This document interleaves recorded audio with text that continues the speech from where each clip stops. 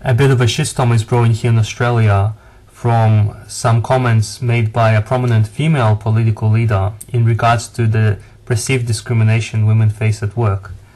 Ms. Redmond told the Women's Leadership Forum in Adelaide on Monday that those facing bias on gender grounds were better off avoiding confrontation. On ABC radio this morning, the Liberals leader defended her comments. She said her experience as a young lawyer and counsellor told her that legal action is rarely the best response to discrimination at work. I have generally in my life taken the view that the best way to deal with discrimination is to simply be good at the job that you're doing and do the best you can, she said. I think that does more to break down the barriers of the sorts of people who would subject you to discrimination.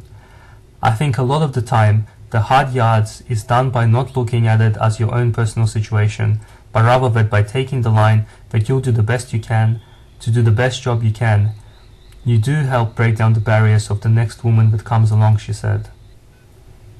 Whereas if you take the legal approach, then very likely all you'll do is entrench the hatred of women in the very people whose minds you're trying to change. I think it is easier a lot of the time to just try to ignore the discrimination and get on with being the best counselor you can be, or the best whatever it is, and ask intelligent questions, and I think you'll find the discrimination will just disappear, Ms. Redmond said.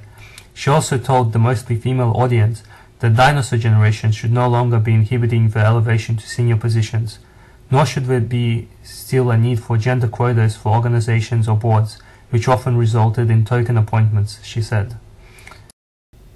Now what I see here is a very hardworking, rational woman who has worked very hard to achieve her position in life without handouts from other people, stating her philosophy on achieving her goals in life. And of course, naturally, the attacks are coming in hard and fast already, and I'm sure they'll just increase more and more because the story is just unfolding. Now what I read out were the actual quotes said by Ms. Redmond. However, if you go to look at any of the articles, I'll link below, and I'm yet to find an article that's fully supporting her view. All the articles have little bits and pieces in between kind of attacking her. But have a look at it yourself and tell me what you guys think about it. I thought that this article is very interesting because one of the things that especially Chapin from Chapin's Inferno always says is that the men's right issue is a left-right issue.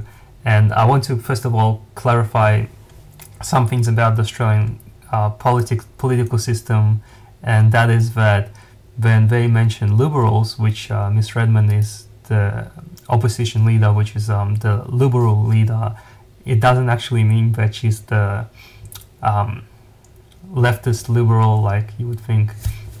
In Australia, the liberals are actually the conservatives, and the Labour Party is the one which is for the unions and other Democrats. So keep that in mind as you read these articles. But I thought it was very interesting that it is the liberal leader saying these, or the conservative leader saying these sort of things, and not the and of course it's the people on the other side attacking her and her party. I thought it was very interesting. But check it out and have a look at the articles, and I'll update you if the story develops some more.